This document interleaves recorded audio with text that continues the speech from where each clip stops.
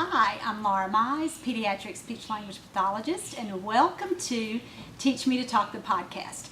Now, if you are listening to the podcast as you normally do, there's absolutely no change. You cannot tell that there's anything different between this show and all the 360-something previous shows. But if you are watching on YouTube, this is very, very different. We're starting something really, really new with being able to broadcast our podcast now. So as you can see, I'm coming to you from our back room here at teachmetotalk.com. We have new sets for our podcast and for Therapy Tip of the Week that are being built out there. So pardon any noise that you might hear with construction today. But we're coming to you from our new mission-based clinic here in Central Kentucky, and I'm so excited about it. But as I already said, we're under construction, but we didn't want to wait any longer to be able to bring you all the new exciting things that we have going on here at Teach Me to Talk. One big thing is that we are greatly expanding our continuing education offerings, and that includes getting CE credit for the podcast. So look for more information about that in the next few weeks, and you can always find out anything going on at teachmetotalk.com at our website, or better yet, join my email list, and you can subscribe right there at teachmetotalk.com. All right, so let's move on and talk about today's topic. For most shows now, you'll also be able to print a PDF, just a little one-page PDF to use as reference, which is very, very helpful if you are a therapist working with families, either in a state early intervention program and doing home visits, or even in a clinical setting or preschool. And so I love that we'll be able to offer that too as well. And that will piggyback with the information that you'll need if you want to go ahead and file for CEU credit too. So look for that. And again, those things may take a little while if you were just listening to the podcast. Today is May 11th, 2019. If you were listening in the next week or so, all of those pieces may not be pulled together yet, but you'll be able to get that. You will be. All right, so let's move on and talk about today's topic, which I'm really, really excited to discuss with you. It's red flags for delayed communication skills in infants and toddlers. And so I think this show is so important, especially for parents. And if you have found us on YouTube or through the podcast, and you are wondering, should I be concerned about my child? Is there a reason to worry? Should I have a discussion with a pediatrician about this? I want to give you some really objective things to look at, and things that you can do right now as a parent and really start to observe with your own child over the next few days, or things that you know about your child's history. You'll be able to really look at that and know, gosh, is this a big deal or is this not a big deal? I'll also be giving you some age ranges here so that you can know what is age appropriate, or what should I expect by a certain age. And again, this is infants. I think our first milestones here are with babies at about the 6-month level, all the way through nearly 30 months to 3 years old. So we're going to talk about this huge range of communication skill development during this time frame. This is why this is so important. This time frame, birth to 3, and even some sources say birth to 5, but let's think about just birth to 3. This is the optimal time for learning language. So when a child starts to have these little red flags, these little warning signs that start to go off, that you start to think, wow, if you'll read a checklist on the internet, or your doctor starts to ask you some questions, and you start to think, well, no, he doesn't do that, or no, she can't do that yet. Part of you doesn't want to worry at all. But part of you has that nagging feeling inside that says, is this a big deal? How will I know? This list is really going to give you a more definitive answer with that. And with any kind of checklist that you do, the more things that your child isn't doing, it means the issue is a little more serious. So if you start to listen to this, and gosh, I think this list has 1, 2, 3, 4, 5, 6, 7, 8, 9, 10, 11, 12. There are 12 things on this list. If you start to listen and your child is not doing 5 or 6 of the things that he should be doing, and he's 2, that's a big deal. So I want you to pay attention to that. If there's just one or two little things that are missing, or I'll tell you this, sometimes these skills, we need to think about them in two different ways. A qualitative way and a quantitative way. Now, you might not have thought about what those words really mean, but quantity always deals with how often, the number, how often does something happen. So if you are listening to this and thinking, well, she just talked about whatever the skill is, let's just say using gestures and waving bye-bye. You know, he waved bye-bye one time a couple of weeks ago, but I haven't seen him do it again. That would be a quantitative difference. He's not there yet because he really hasn't mastered that skill. So I want you to think about quantity as you are moving through this checklist. The other thing I want you to think about is quality. So how well does your child perform this? Is he doing the same kind of skill or the same kind of just when he's doing this, is he doing it as well as other babies his age, or as well as I'm talking about here? And I'll give you examples as we go. But I want you to really think about that. But for two reasons. First of all, as a parent, it is so hard to be objective about our own children. Now, sometimes we can do it because we are scared and we are afraid that, oh no, this could really be a problem and I really don't want it to be, and I'm going to dig really deep here and look really closely and see if this is something that I need to be concerned about. Sometimes, though, it's the other way. We can't be objective about our own children at all because we're so blinded by our love for them and our devotion to them. And so that's why thinking about these skills in terms of quality and quantity will really help you with this, because you'll be able to think, well, he doesn't do that very much. She sounded like he should be doing that all the time. She sounded like other babies his age don't just do that once in a while or once in a blue moon. She sounds like that should be more consistent. So think about it in that way. Or think, he does this skill that she's talking about, but again, something's a little off about it, or it's not quite as mastered. You know, it just looks like it's sort of emerging here. So you'll think about it in that way too. For therapists, this is really important for us too, because we work with children with delays all the time. And most of us by nature are optimists. You know, why else would we have this job? We feel that we can really make a difference and kids really get better. And sometimes we feel like when a skill is just emerging, that, oh, I'm going to give him credit for it and move on. He can do that. That's going to come in without me. Not so fast, because so many times with toddlers, we have children who have lots and lots of splinter skills. And so they never really master, they never really achieve that level of competence that they need with these core communication skills. So I want you to think about it in those kinds of ways. And again, looking at these skills with the quantity and the quality will probably get you closer than if you just looked at this list and just dismissed it with, he can do that, he can do that, he can do that, without really thinking about it as in-depthly as you should. So let's move on now and start to talk about what these red flags are. And remember, these are just little warning signs. These are things that let you know, gosh, things may not be coming together as we would like. And so in this show, we're talking about this, but in the next podcast, if you are really concerned about these things, and especially if you are a go-getter kind of parent, and you think, well, you know, he was missing 3 or 4 of these things, what can I do next? You know, I know that this is a problem, but we don't want to leave it there. I want to give you really simple, concrete things that you can do every day at home in your daily routines, in activities that you already do with your child, to work on these kinds of skills. Now, as a therapist, you know, we never teach the test. You don't want to think about this like, well, let me make sure he's doing all of these things so that he passes and doesn't have any red flags. I'm not really saying that either, but I don't want to leave you, especially with parents, with nothing else to do after you find out, gosh, there are some concerns in the area of communication development.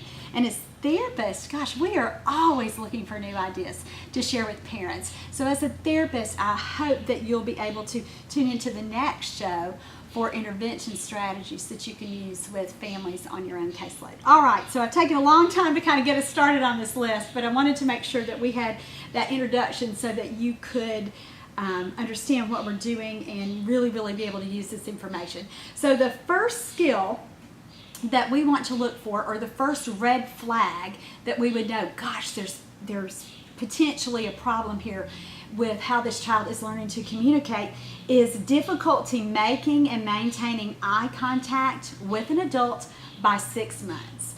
So this is something that emerges in typically developing babies in the first several weeks of life. And certainly if I were looking at this, I probably would have said 2 or 3 months. So 6 months is pushed out.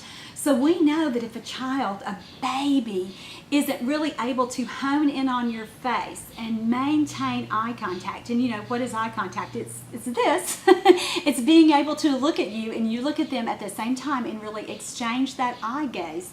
That's a big deal. So why is that a big deal? It's because it's the foundation for social skill development. And it's what we all need as we learn to tune in and pay attention to another person. And so one of the first things we do that is in a nonverbal way, so without words. So how do I start to really interact with other people? I start by looking at them. So even as a baby, even as a 6-month infant, we want children to be able to hold that eye contact with you and really listen to you as you talk, and really this leads into the next skill, which is, excuse me, the next red flag is no big smiles or other warm, joyful expressions during interaction with another person by 6 months.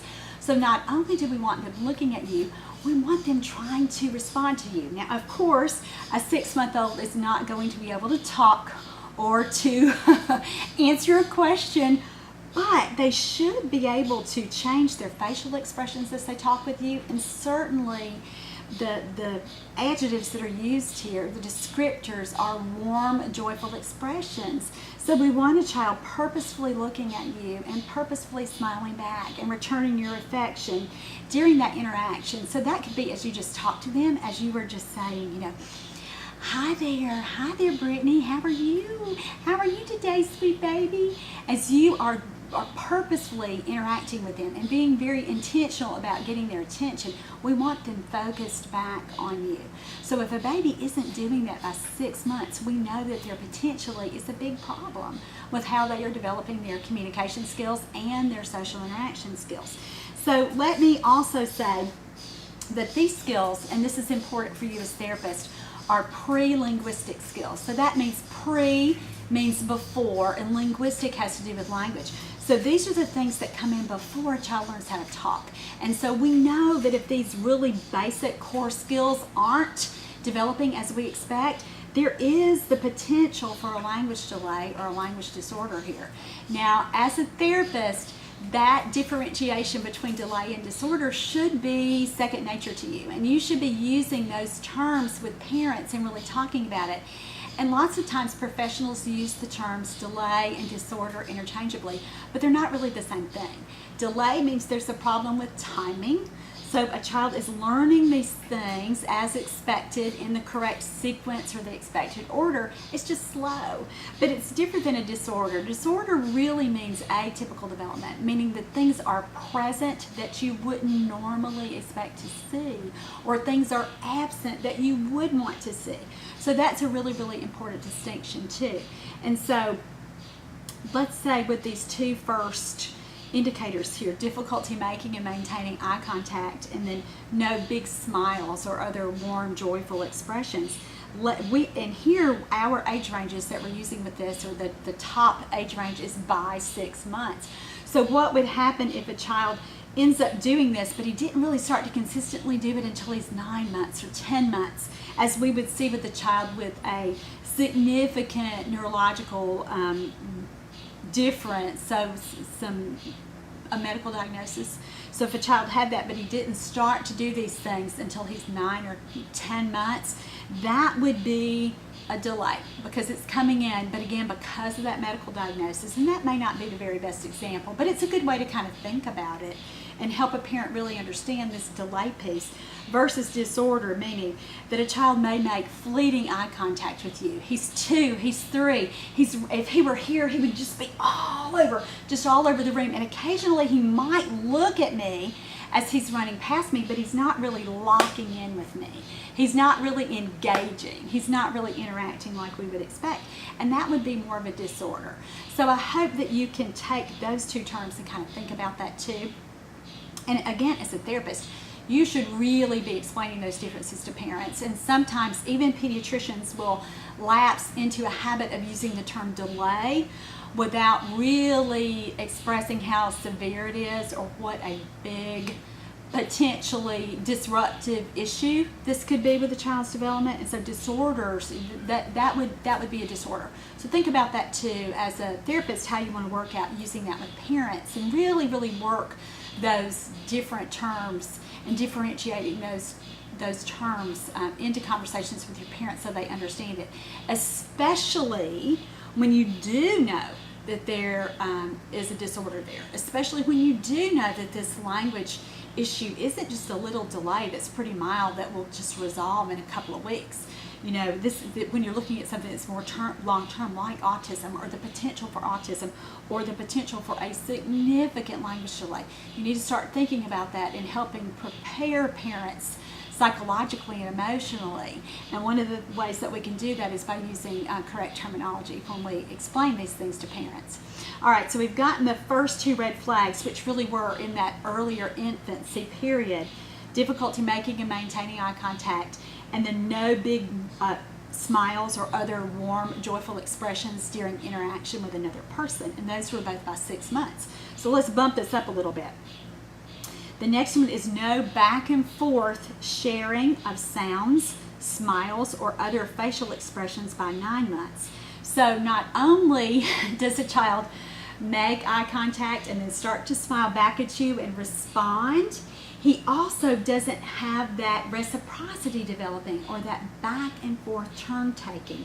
So again, this should be coming in by 9 months. So when we have a child who, again, is not really staying focused with you, who's not starting to exchange some sounds as you were talking with him. And again, this is so important, not only for kids who are at that, or babies at that 9-month level, but let's think about 2-year-olds and 3-year-olds who aren't doing this, or even a child who's already had his first birthday.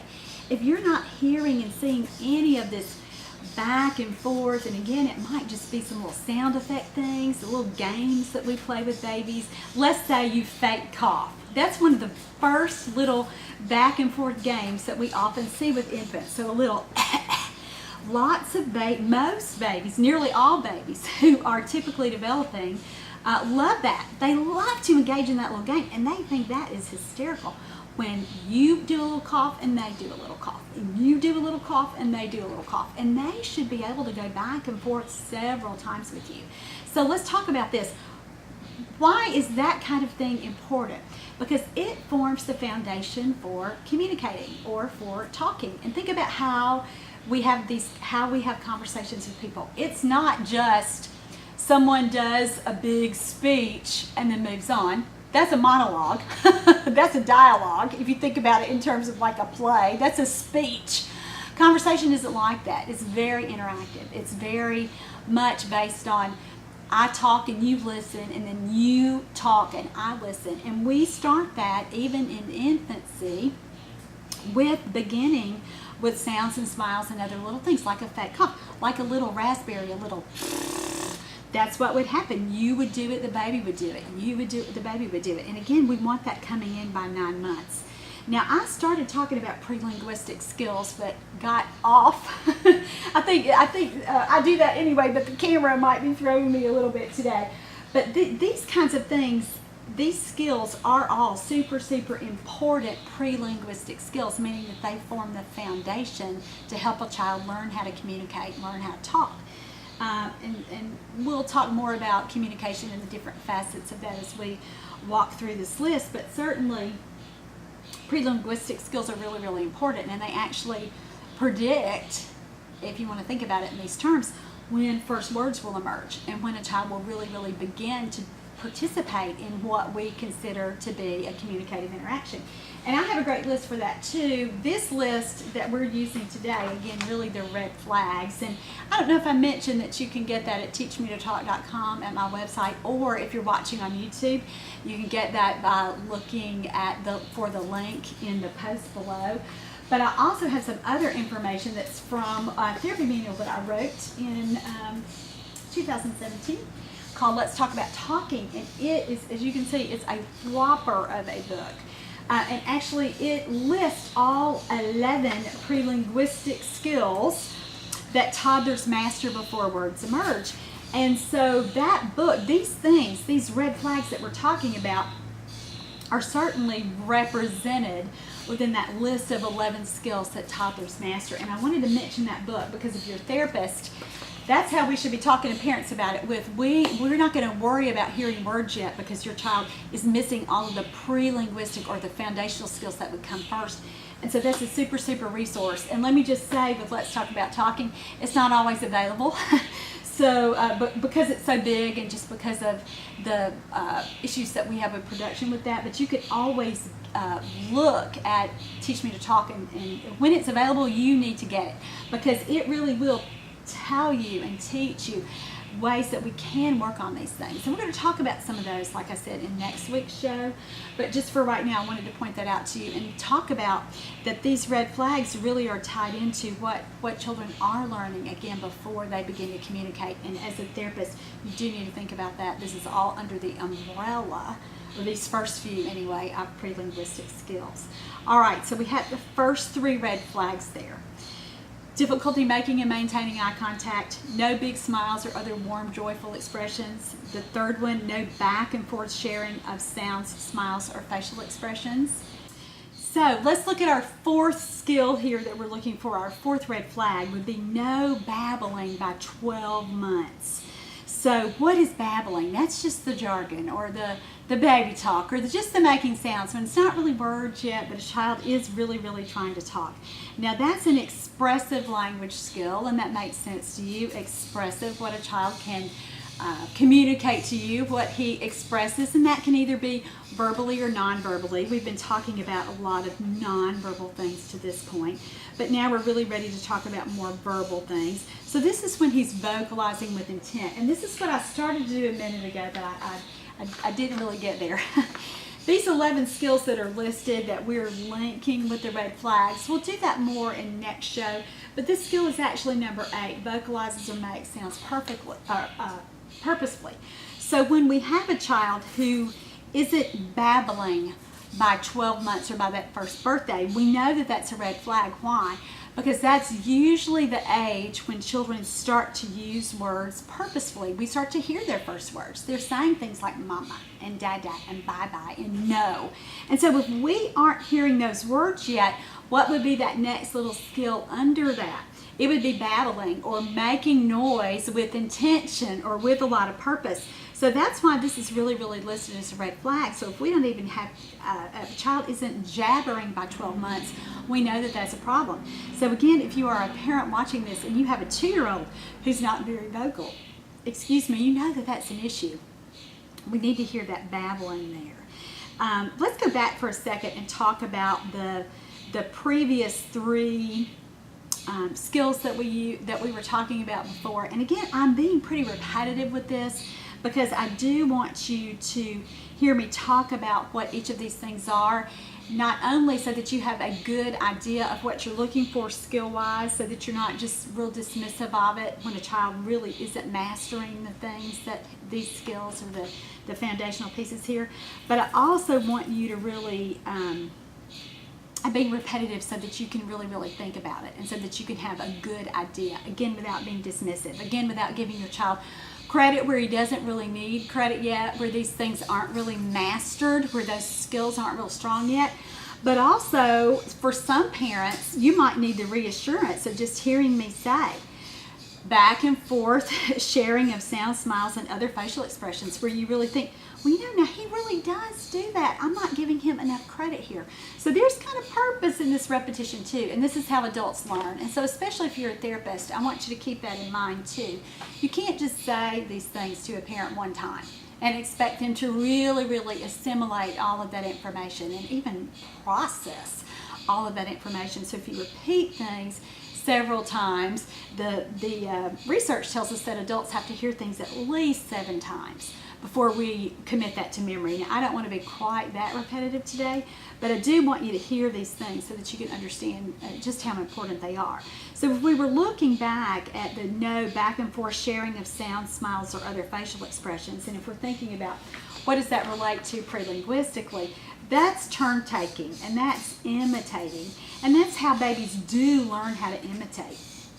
And imitation is copying or repeating what they hear another person say or do. And that's how all of us learn everything we ever learn. It's by copying or doing what we see or hear someone else do. So that's what that third red flag would have been. So when we don't see a child, that nice exchange of sounds and smiles and other facial expressions, when we don't see that, we know that imitation is disrupted, and we know that turn taking is disrupted. If we don't see, like we were talking about before, the skill number 2 and skill number 1, difficulty making and maintaining eye contact and no big smiles or other warm, joyful expressions, that child is having difficulty learning to respond to people, and that's pre-linguistic skill number 2. So again, we can take this just little more general term or more general list or checklist of red flags, and then go back and really link it to solid research with what pre-linguistic skills that we need to see in toddlers before they begin to speak. So that's how I want to tie that together. I've been trying to do that for 20 minutes now, and we finally got there, so we're there now. All right, so the next one, number 5, no back and forth gestures such as pointing, showing, or reaching, or waving by 12 months. So let's say that you're listening and you have a 16-month-old or an 18-month-old who's not waving bye-bye yet. Is that a big deal? Yes, that's a big deal. Gestures always predict the emergence of words, and that is so well documented in the early speech language development literature. We always see gestures emerge first. It's very predictive. And so if we have children who are over the age of 12 months and not using gestures, we know that a couple of systems have been disrupted. Again, it's an expressive language skill, because that's what pointing is. I'm expressing to you that I want you to look at something or give me something, or even just in some way wanting you to direct your attention to that. So that's a joint attention skill as well. Children who don't have joint attention, who aren't able to pay attention to what you are showing them or getting them to try to listen to you as you talk to them, are at a serious disadvantage for learning language. We see that often in children who go on to be diagnosed with autism. When they were infants, when they were 1, when they were 2, it was really hard to get them to pay attention to anything and to share that experience with you. So let me give you an example of this. For joint attention, it would be if a child were here with me right now and I was trying to get them to look at my cup and here, and they were all over. They were looking at the scissors, and they were here with my pens, and they were looking at the screen and trying to climb on my lap and jump here on the shipping table. But I couldn't get them to look at the cup. That's an example of really diminished joint attention. And again, that is so critical for language learning. So we want to see these gestures not only as evidence that they understand I can do things to show you what I want. I can do things with my little body without even talking to express to you what I need and what I want here. So again, it's an expressive language skill, but it's also a really important attention skill or social skill, that joint attention piece. So really critical for language development. All right, let's move on to the next skill. And this one is huge. It's no consistent responding to their name by 12 months old. Now, this is a big marker also for autism, and lots of these other things have been markers as well. Lots of children who go on to be diagnosed with autism as toddlers or as preschoolers were missing these key components, even back as early as 6 months, as 9 months, as 12 months. And even though we can reliably diagnose autism now at 2, but the average age for diagnosis for autism in the United States even is actually 4. But this is really important to know that those markers have been there all along, even if a parent didn't know what to call it yet. And so I don't want to scare you if you're watching this as a parent and you think, oh my goodness, my child is 2 and he's not doing these things like she's describing that a 6-month-old should do, or a 9-month-old or a 12-month-old. Again, I don't want to cause you great panic with that, but I do want you to know that it's a pretty big deal. And so not responding to your name by the time you have your first birthday is a pretty serious marker that something is not going on with communication development. And so we can think about that as a receptive language skill. We've talked about expressive language, meaning what can I do to help you understand the message that I'm trying to convey. Receptive language is the comprehension part or the processing part. Do I understand that if my name is Laura, and so if someone is saying, Laura, Laura, do I turn and look? Do I try to figure out who's talking to me? Have I recognized, have I linked that name, Laura, is me? Have I assigned meaning to that? So that's also a cognitive skill. Or, cognition is generally how we think about how smart a person is. So how does he think? How does he learn? How does he remember? And so not responding to your name by the time you're a year old is a pretty big deal, because other babies are really consistently alerting to their names much, much sooner than that, usually by the time they're about 4 months old. And most babies really by the time they're 9 or 10 months old are really looking, especially when they hear their mothers or their fathers, their primary caregivers. When their name is called from across the room, they are really, really looking. And one of the classic indicators of autism is a child who doesn't respond to his name. And you may think he is the smartest kid in the world. He can just work his little iPad and he can find things and he seems to remember where things are. But then there's such a big disparity there with their skill level because they're not responding to their own names. And again, that is something that we consistently see in toddlers and preschoolers who are diagnosed with autism. We have to work really, really hard to get them to consistently respond. And it is not only a receptive language skill, not only a cognitive skill, but it's certainly a social interactive skill. So super, super important. And so if you're listening and you have a child that you're concerned about who's not responding to his name, that's something to really, really pay attention to and think, boy, this is a big deal. And if you're a parent, it's something to certainly talk to a pediatrician about as you're expressing concerns with language development. Now, sometimes our doctors aren't as responsive as we want them to be. And so we go in with kind of our list of concerns, and sometimes we're met with, let's just wait and see. Let's wait till he's 2. You've been, as a mom, you've been talking to your pediatrician about this, at the 12-month checkup, at the 18-month checkup, and now you're back. You don't even want to wait until he's 2. This is one of the things that you could say is, I cannot get him to consistently respond to his name.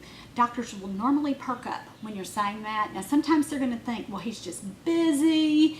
He's just doesn't want to listen to you, or doesn't want to pay attention, or doesn't want to mind you.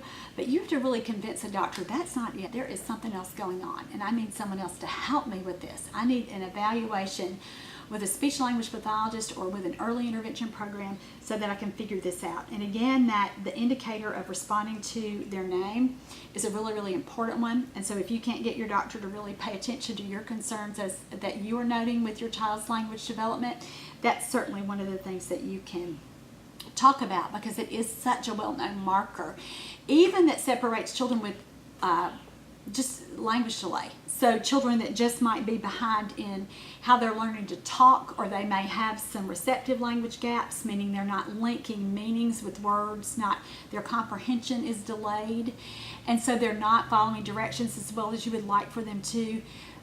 Those kinds of things are common with language delay, but when we add that they're not responding to their names, that really more heavily leans toward autism. So physicians know that, especially with in the United States with the big Act Early campaigns that the Centers for Disease Control has really done a great job with autism education. So again, that's something as a parent that you can really talk to a professional about, and that makes people perk up when you say, gosh, he won't even really respond to his name. So that's another big one. All right, the next red flag, no words by 16 months. So remember a few minutes ago when we were talking about babbling, and we said that we wanted a child to babble by the outer age range for that is by 12 months. And remember when I said that 12-month marker is really important, because that's when typically developing babies are using at least one word on their own. And truth be told, babies who are advanced or who are really kind of ahead with their language have several words by that first birthday. So when we get to 16 months and we still haven't heard the first real word, that's a cause for concern. And let me just give you the reference with typical development. By 16 months, kids should have 10, 15, 20 words, so more than a handful. So, and by 18 months, typically developing children have at least 50 words.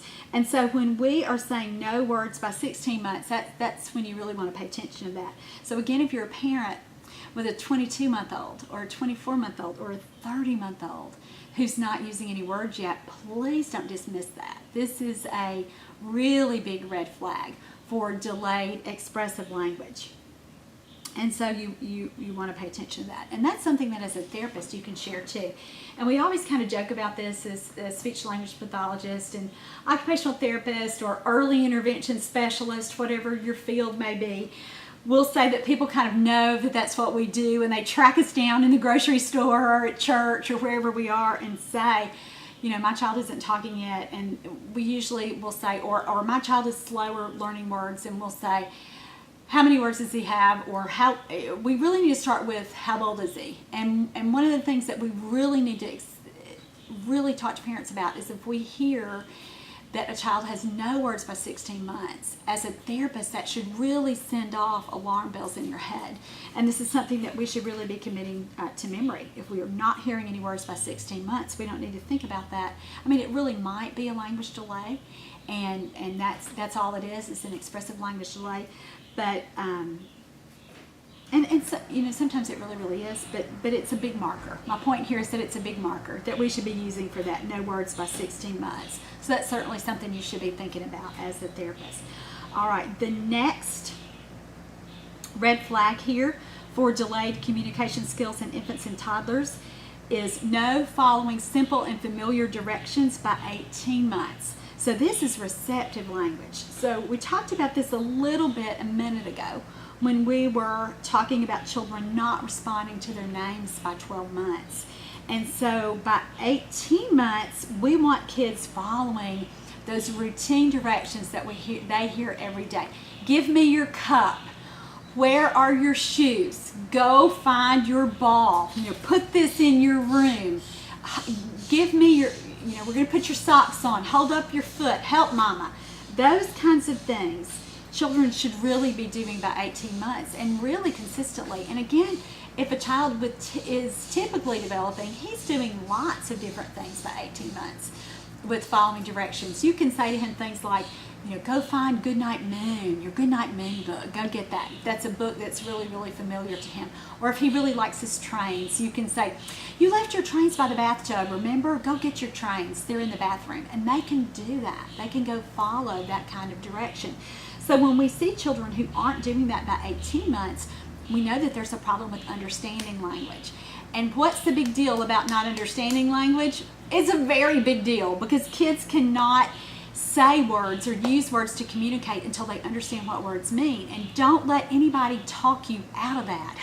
And this is a really common thing with children with autism. They can say a lot of words, but not use those words to communicate. So they may be looking at a book or a puzzle. I don't have any toys here in the back room, but they may be able to sit down with, let's say, a transportation puzzle and name boat, airplane, choo-choo, car, garbage truck. But then when you say to them, maybe not with the puzzle, they might know it with the puzzle or might be able to do it with the puzzle, but then you say to them something like, there's some trains over there, go get that train, and they have no really idea of what you're talking about there, and they're not able to follow a direction like that. So there's such a gap between what they can say and then what they understand, and that's really abnormal, because children with typically developing language skills, and even children with speech language delays, when that's all that's going on, there's no other secondary diagnosis with that, or no other primary medical diagnosis that or developmental diagnosis like autism, those kinds of kids, even kids, typically developing kids, and even kids who just have speech language delays, their receptive language, or what they understand, is greater than their expressive language. So they can't say as much as they know or as much as they understand. So when that's reversed, when children are saying more than you can get them to follow directions with, that's a big red flag for for basically autism or a big disorder here with how they're learning language, because it's so different from what we typically expect to see. Typically developing toddlers understand much more than they can say. That's why parents start to spell things in front of their children, because if you say to them things like, do you want to go outside? That's not a great example. If you're a mom and you say to the dad, hey, in a minute, after I do these other things, I think we ought to take him outside. For some kids as toddlers at 18 months, if they hear you say outside, they want to go now. And so we start to do things like, do you want to go O-U-T-S-I-D-E? Or we'll say that to a dad, I'm going to take him O-U-T-S-I-D-E. And we spell it because we don't want the child to hear it yet, because we know that he's going to understand what we're talking about. And so again, that's an example of how well children, even children with speech language delays who aren't saying very much yet, still understand pretty well.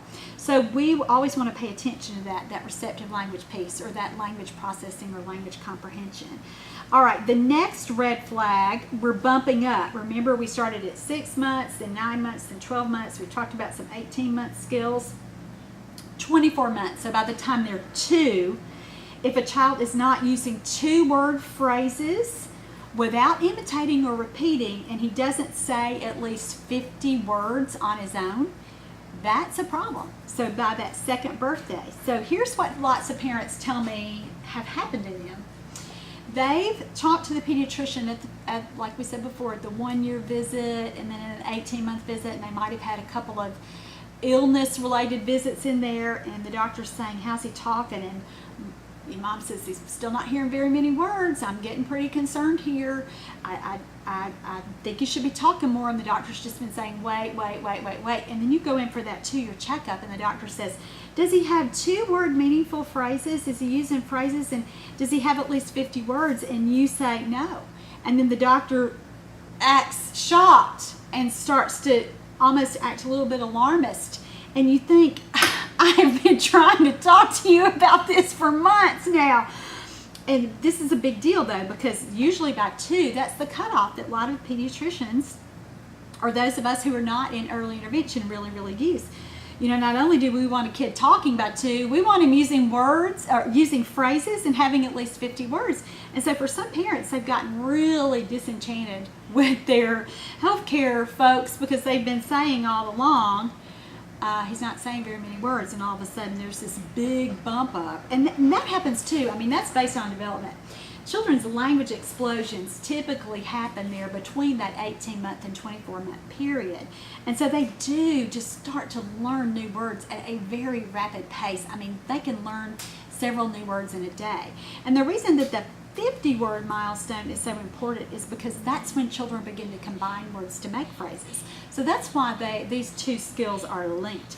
So usually when we can get that core vocabulary bumped up to they are saying 50 words on their own. Now remember, this said without imitating or repeating. So that means that they are not hearing you say it and then saying it, which by the way is a very important skill. Children learn how to imitate words before they start to use them on their own. But if they are solely imitating, like they can't say cup without hearing you say cup first, that's a problem, because by 24 months, not in that period leading up to that. So this is, remember, is just the milestone that we're using here. We want phrases and at least 50 words by 24 months. Now, if you're a therapist, I don't want this to get lost on you. Remember, when children are typically beginning to do phrases and have that 50-word vocabulary benchmark, that's in typical development, that's by 18 months. So we know if a 24-month-old isn't doing that, at the 2nd birthday, that is a big deal, because in my mind, there's already a 6-month delay there. So that we've already built in extra time. We've already built in that wait and see time. We've already built in that time for individuality. Every child is different. All that stuff that we all say. That 24-month milestone here, that 24-month benchmark, really is kind of the outer level on that. So if we have a 2-year-old that's not talking, it is a big deal. We want those children in an intervention program, whether that's individual therapy, whether that's a little group therapy program, a play group program, or the most important thing is whether mom and dad are really committed to working with them all day, every day at home, with helping them learn how to understand and use words. So it may not be that they are in a formal intervention program yet with a therapist, but as a parent, if your 24-month-old or a child older than 24 months isn't using at least 50 words and isn't doing phrases, it is a really big deal. It is a really big red flag. And that's certainly a point when, again, most pediatricians are recognizing that and wanting you to go ahead and pursue that speech therapy evaluation. All right, we have 2 more red flags here, and these are for children who are beyond that 2-year-old level. So by 30 months, if a child is not using back and forth conversational turn taking, it's a red flag for delayed language development as well. And so let's talk about that. What does that mean? Back and forth conversational turn taking.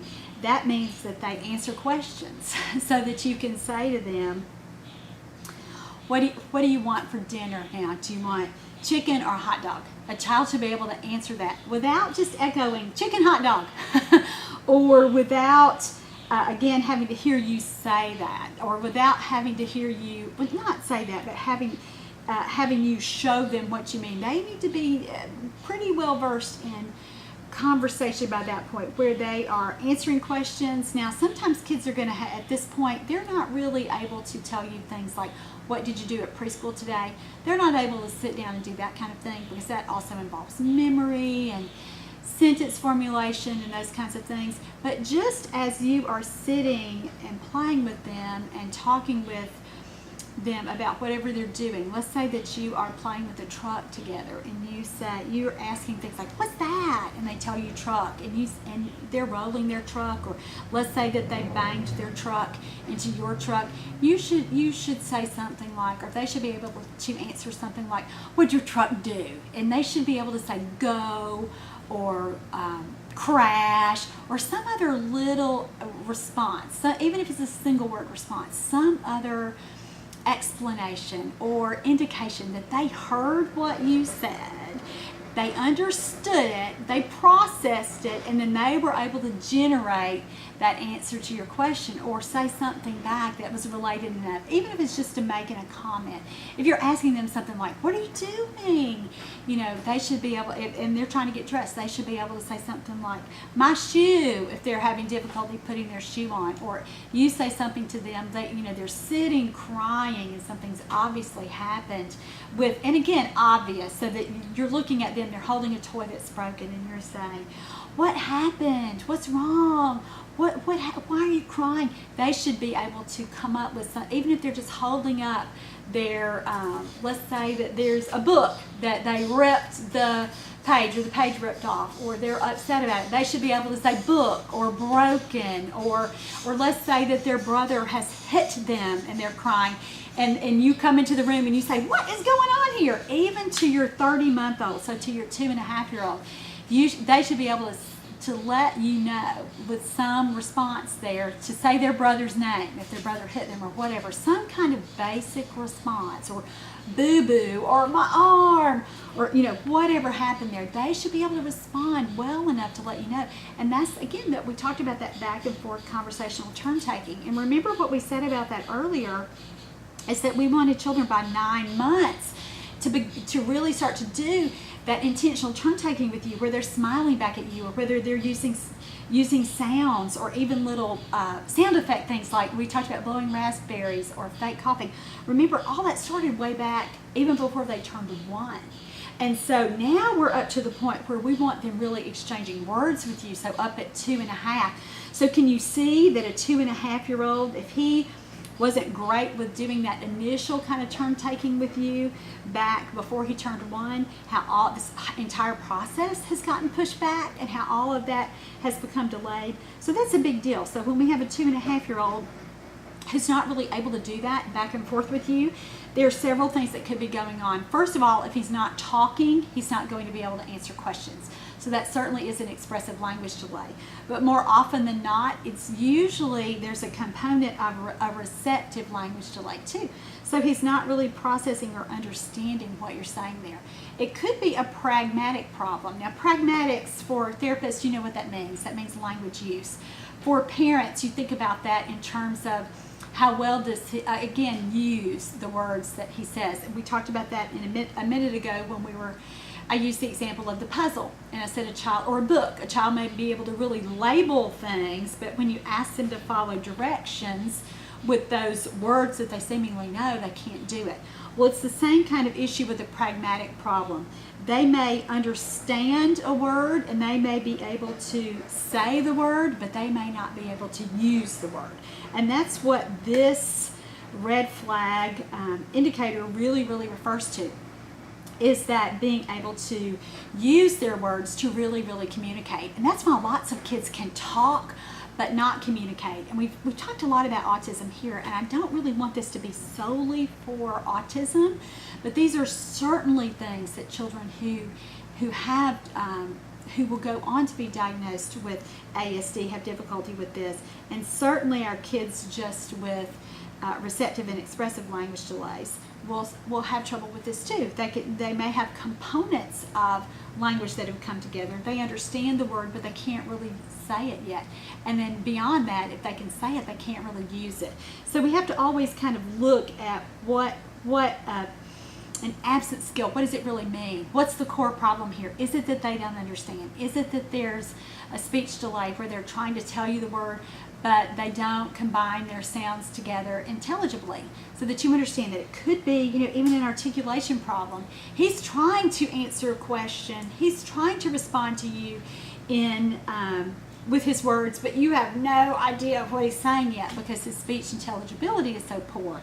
And that is particularly a problem when parents don't even understand what a child is saying. So when you have a child that's like that, that's a real challenge for them, even at 2.5, that's a big deal, and you need to go ahead and get some professional assistance to help you get that resolved. We want that back and forth conversation piece happening by 30 months. All right, this last one, the last red flag that we're looking at for delayed communication skills in infants and toddlers is any loss of speech or babbling or social skills, meaning something like eye contact at any age. So loss of skills, let's talk about this. Lots of speech pathologists, I've seen it on several blogs, they'll say losing words is okay, children lose words. I completely disagree with that.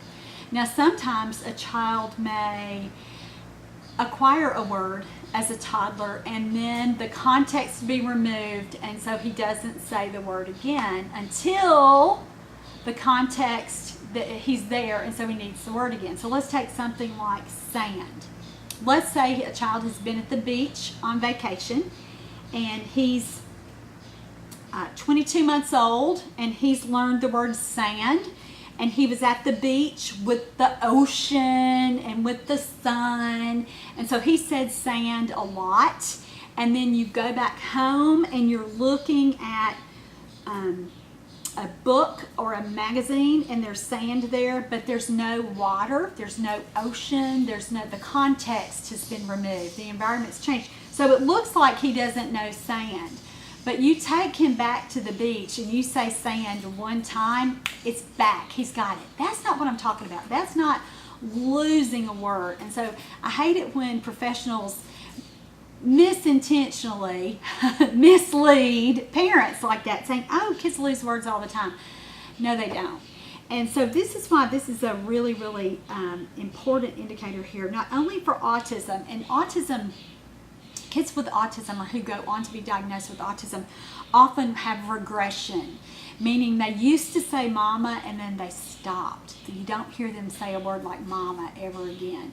And so can you see how that's a big difference with a kid who would quit using a word like sand when there was no reason to use the word sand versus a kid who quit referring to his mother by mama, by that label that we all use. So that's what I'm talking about. So anytime a kid has started, he has 10 or 15 words, and all of a sudden something happens and he just doesn't use those words anymore, that's a big, big deal. I'll tell you another time that this indicator is also important. It's where a kid says a word one time and then never again. And that happens with apraxia, and apraxia is a motor planning disorder or a speech disorder where a child, again, can somehow repeat the word or say the word or use the word one time, and then you cannot get him to say it again for anything. No amount of trying on your part is successful in getting him to say that. So anytime we have loss like that, it doesn't always mean autism, but it is not a part of typical language development. Especially when the context is present, meaning that no situation has changed. It's not just an odd word like peacock. They learn the word peacock at the zoo, and then you don't hear them talk about peacocks every day. Well, that's because there are no peacocks present. So you have to really, really use some common sense for that too. So when children are taking a really, really familiar word and then losing it, that's a red flag too. So I want you to really, really think about it in terms like that. All right, so that's our entire list, the whole list of red flags for delayed communication skills in infants and toddlers. We already talked about how important this skill set is for linking with the pre-linguistic skills that we know all toddlers master before true words emerge or before they begin to talk and use those words to communicate. So if you're a parent, and again, if your child is missing lots of these skills, I want to highly, highly, highly recommend that you speak with his or her pediatrician about this. The benefit of having our podcast now on YouTube is that lots and lots of people will have access to this information that haven't had access before. And so sometimes you might be living in somewhere outside of the United States or somewhere else where developmental services and educational services for children aren't as available as they are here in the United States or in Canada or Australia or the UK. And I want to really, really encourage you, if you have a child, you're parenting a child who is missing lots of these skills, get on it yourself. Do what you can to get yourself some more information about how you can help your child learn to understand and use words. You can do that. Again, the internet is fantastic for disseminating information like that. That's one of the blessings of living in this day and age where we do have information just so readily available to us at our fingertips. There's so many websites that are fantastic for that are good sources of information. Certainly if you were worried about some of these things that we talked about today and you kept hearing me say autism, autism, autism, certainly there's so many good sites. Autism Speaks is a good beginning site for a lot of parents who want to get that initial information. Other sites too, you can just do a Google search for that. Hannon information is wonderful, hannon.org. You can get that there. And then I'll also just give a plug for my website, which is teachmetotalk.com.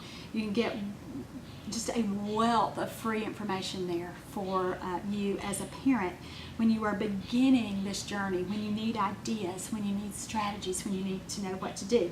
And let me just say, look for part 2 in this series. This is the beginning part for these are the red flags that we have. In next show, we're going to talk about just some really beginning strategies that you, even at home as a parent, can do today to help your child begin to move past some of these things that he or she can't really do yet, or strengthen these skills. You may have a child who's babbling a little bit, but you want to figure out, what can I do? What are some things I can do to really get that babbling going? Or a child who's starting to sort of use some gestures, but you think, what can I do? How can I make this stronger? How can I help him at home? Next show we're going to talk about that. So I hope that you'll come back and join me for that. All right, so if you're a therapist and you want continuing education credit for this course, CEUs currently are pending for this at the very beginning of this whole new process of broadcasting with video our podcast. But take a look in the post below on YouTube and you'll get that information. We also have a post about this at our website at teachmetotalk.com. If you're listening by podcast through iTunes, you'll have to get that information otherwise. But part 2 of this show will also kind of help you move along with that. And so I want to be sure to get that plugged in too. All right, that's it for today. I'm Laura Mize, pediatric speech language pathologist, and thanks so much for joining me for teachmetotalk.com's podcast. Have a great week.